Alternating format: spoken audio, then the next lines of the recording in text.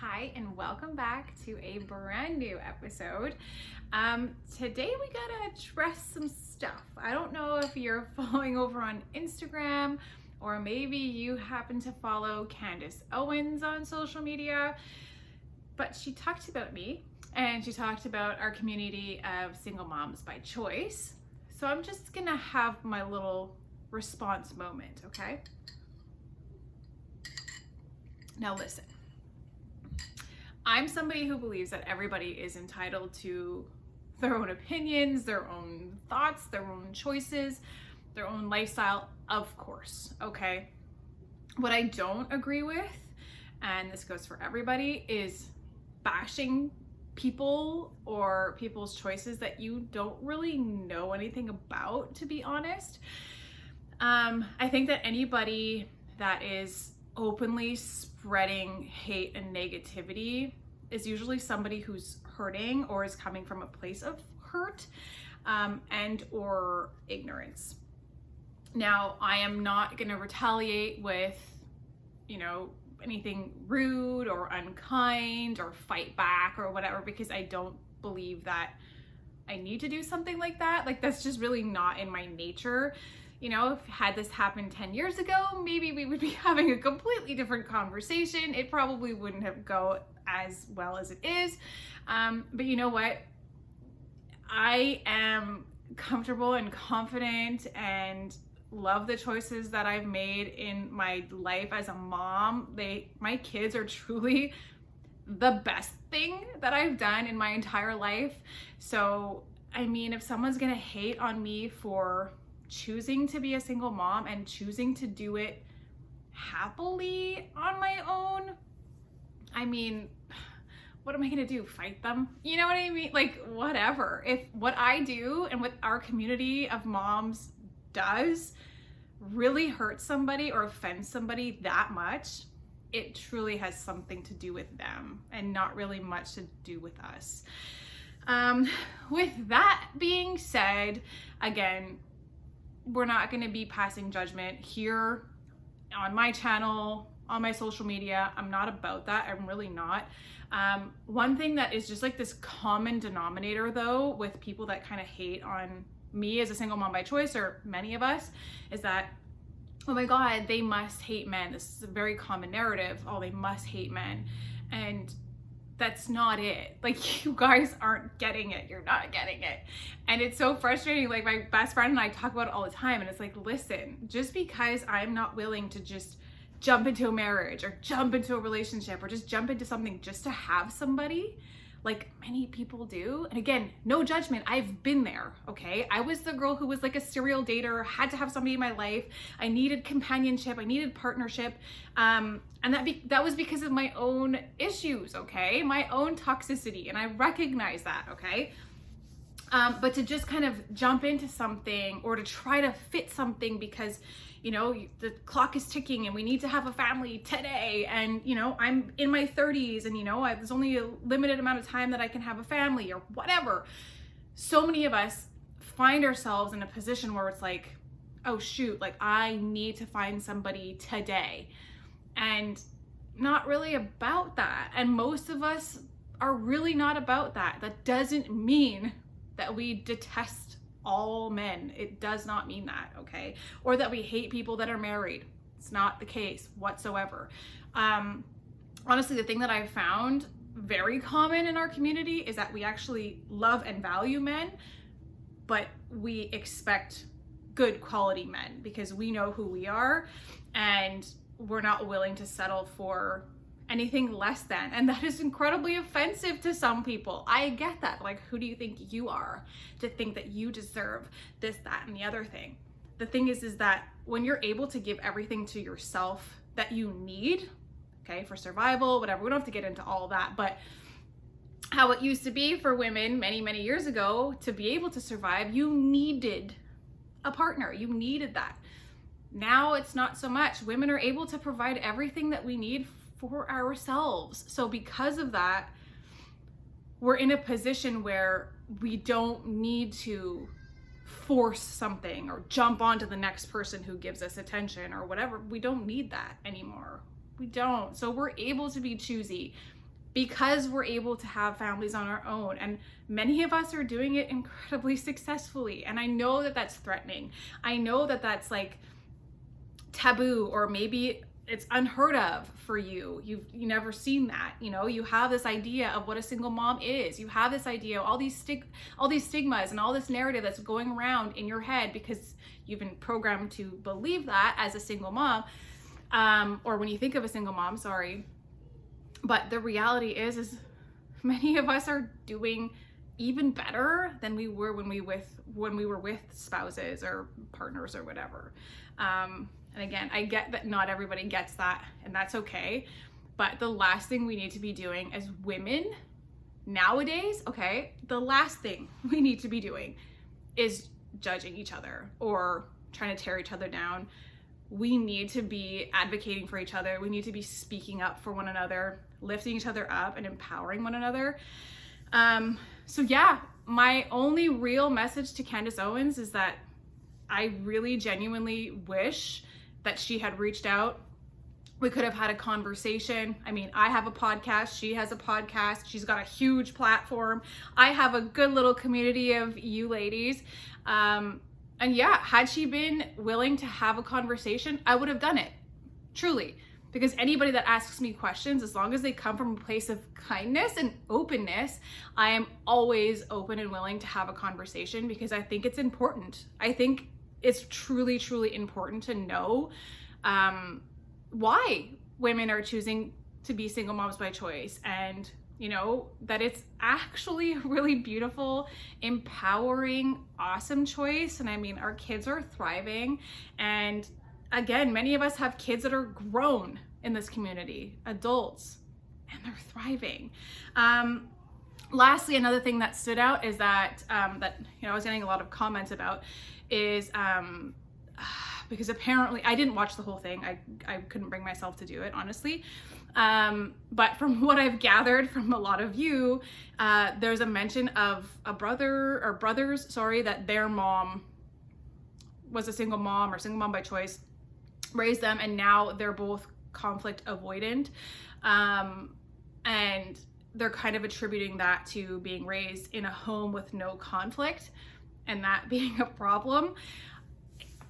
I get it. Okay. I mean, my parents were together till I was 12-ish, and they separated, and they were always kind of like, you know, they were high and low, I guess is the best way to say it, truly.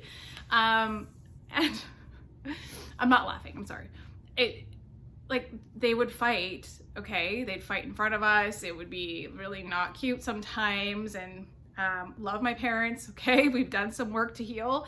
But yeah, it wasn't great all the time. And I'm conflict avoidant. And that's something, okay? One of my best friends, her parents have been together for 900 years, okay?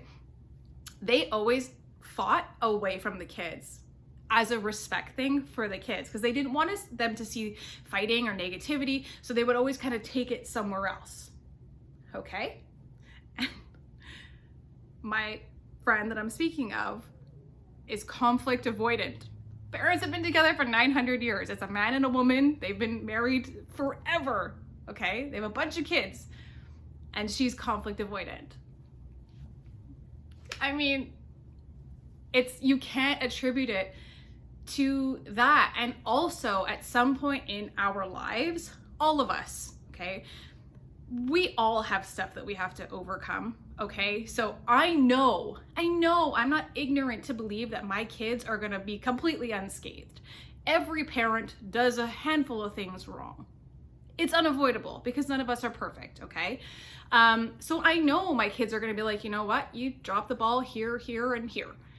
And the thing is, in psychology, if you are willing to face your mistakes with your kids, apologize for them, and try to correct them moving forward, and have ownership and be vulnerable and be supportive of your child, that works wonders. However, let's say my children are conflict avoidant, which I don't think that they will be, because there's conflict amongst them.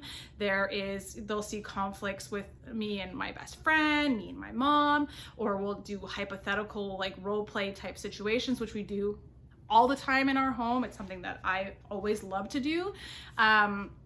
Just situations of, what would you do if you were in this situation, or if someone said this to you, or whatever. Okay, we kind of practice for just like set them up. Mostly my older child, because she's 9. Leo's only going to be 3, so we do it kind of on his age level as much as I can.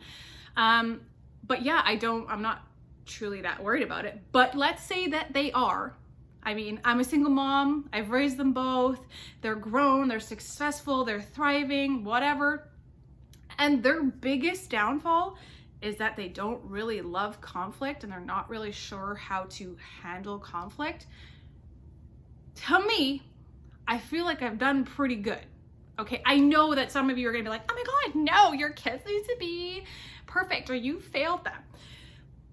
In a dream world, my kids are thriving, there's no issue, I've been the perfect mother, okay? I've been fantastic, I get awards for my mothering, okay? But at the end of the day, I feel like we could work on that together, I'm not in a toxic home, they're not being yelled at, they're not seeing their dad and I yelling at each other, hating each other, sleeping in separate rooms, fighting. They're not seeing any negativity. They're not seeing a family that is stuck because they don't want to break up, because that would be awful for the kids, so let's stay toxic for the children. The worst thing that it is that they're not seeing me fight with a father figure. Your girl's won, I feel like, truly. And again, to each their own. We can agree to disagree. I get it. Again, I am not going to convert everyone into a believer and, being a single mom by choice, and that's okay. That's not my responsibility.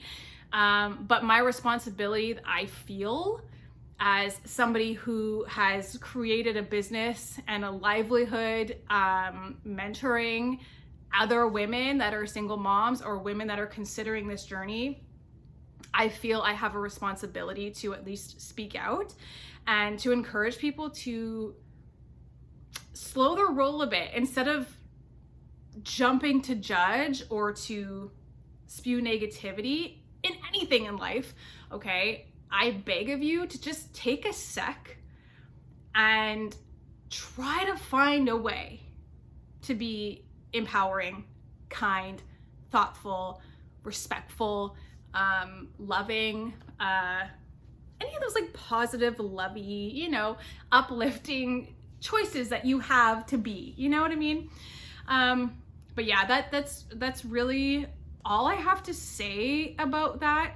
Truly, I don't know what else to add other than stay out of the comment section. I know I get tons of DMs, like the comment section is, it's really effing me up. You have to remember that most of us, myself included, okay, I was raised to believe that my goal as a woman would be to get married. Like that is like top tier goal in life, is to be somebody's wife. Okay. And like, to me, yeah, like I was doing that. I was on the right path, and I'm using air quotations if you're listening on the podcast.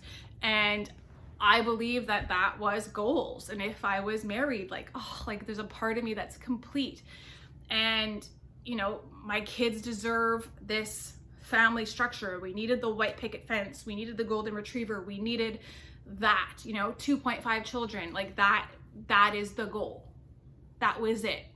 But yeah, that's not the way it worked out for me, and that's okay. But so many people have all these narratives. People have all these statistics that they've got throwing around. Like, if you look up what single moms do to their kids, it's terrible. Listen, these statistics are based on, they're old for one, because up until like 50 years ago, women needed a man. This is what people don't understand. You needed to have a partner to be able to be successful financially. You needed one in North America. You had to.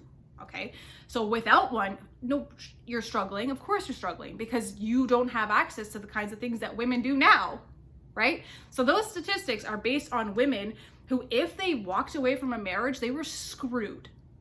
Okay, pardon my French. You were fluffed. Okay. And so these women, okay, were needing to struggle and hustle and have 3 jobs to be able to provide for their kids. So they weren't around because they couldn't be.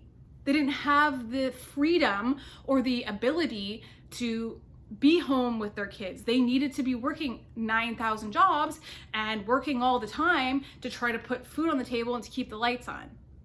Okay, so a lot of times they're just kind of scraping by, you know, minimum wage, lower end jobs that force them to struggle, of course, because you can't make ends meet on minimum wage, unfortunately. So yeah, these statistics, what people don't realize is that these are moms that were hustling to make it happen for them and their kids. And of course, if you have to be working around the clock, it's hard to be there for your kids. So yes, there's a lot of hardship that happens then. Now, when we look at women who are choosing to be a single mom by choice, you need to have some financial backing because it costs a lot of money to go through fertility. Okay, especially by yourself with one salary. So the women that are doing these things are women that financially usually are in a pretty good situation. Okay. Now, with that being said, you're able to provide a little bit more for your child than had you been just kind of shoved into the situation and you weren't working because you're a stay-at-home mom, so you're working at home, taking care of the home, and you're not qualified for any jobs, you're not qualified for anything, no one's gonna hire you because you have no working experience. Then you're like, oh my God. That's the situation for the majority of those statistics, okay? And on another note with those statistics, people don't realize is that we put so much blame on the mom. I love that, okay? It's like, oh my God, the moms, kids that are being raised by single moms, they're just not thriving. You don't hear anybody say, or most people, you hear me say it, but you don't hear a lot of people say, those fucking dads, piece of crapola fathers that are just abandoning their kids and leaving them to be raised by their mothers on their own, knowing that mom isn't qualified to get a real, like, well-paying job. What's with that, dad? Okay, it's not children that their fathers dropped the damn ball are struggling. It's, oh, well, they were raised by a mother on her own. That's the problem. Like, let's just pump the brakes there and just think about what we're saying for a second. And for anyone to be like, oh, well, you know, we're being programmed to hate men. No, we're being programmed to take no more shit, actually. And I am here for that. Any woman that gets mad at that narrative, like we're not taking any more crap, and you're mad about that as a woman, I don't get it. I don't get it. I will never get it. Sorry, never gonna understand. Anyway, I feel like that's everything that I need to say on that. And just to completely move on to bigger, better things. And in light of this whole situation, the brand new program that I'm really, really excited about, Empowered Mom Mindset, is officially live when you're watching this or listening to this. We're live, guys. This is huge, okay? This program is gonna up-level every area of your life. We're talking finances, we're talking self-care, self-love, we're talking about your just day-to-day life as a mom. This program is really, I kind of created it as an after to single mom mindset. So single mom mindset is all about your journey to having a baby on your own using a donor, okay? Whether that's IUI, IVF, what surrogacy, it doesn't matter. That really brings you everything you need to know about your choice mom journey, okay?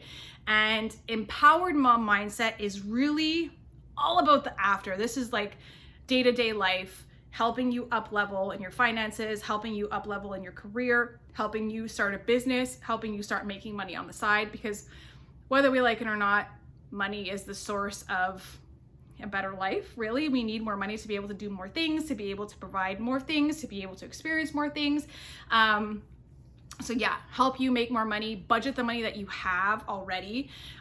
Really small tweaks, but we're also diving into mindset. We're doing some of the woo-woo stuff that some of you are gonna be like, what is she talking about? But I need you to trust me, because these are a lot of the exercises and the practices that I used for the past few years to really transform my life. And it's not all hippy dippy, okay? There's some infusion of hippy dippy woo woo throughout the program to really up level just your mindset and just the way you approach life and your day to day, to help you be a better mama, to help you just find joy in your day to day, help you find community, and just transform your life. I'm telling you, the women inside the test group are freaking out, okay? Because a lot of them were moms, single moms, okay? Overwhelmed, struggling to make ends meet, hating their job, being like, what is this? I don't want to do this anymore. Not really having a great circle of friends because it's just friends they've had forever. A lot of them are married and don't get it. And okay, a lot of I don't have time for me type mentality, and this is so hard mentality, to honestly, they are thriving, they have a better schedule, they are making more money, they know how to manage the money that they do have and to kind of stretch what they have already.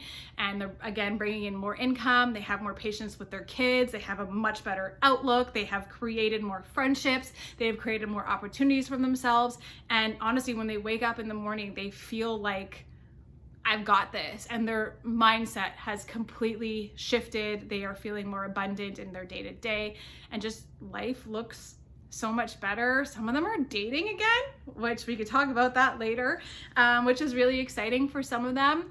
And yeah, life is looking up for everybody inside the test group. So I'm really excited. You can join. I'm going to put all the links, of course, below. And honestly, your dream life, it doesn't need to be a dream life.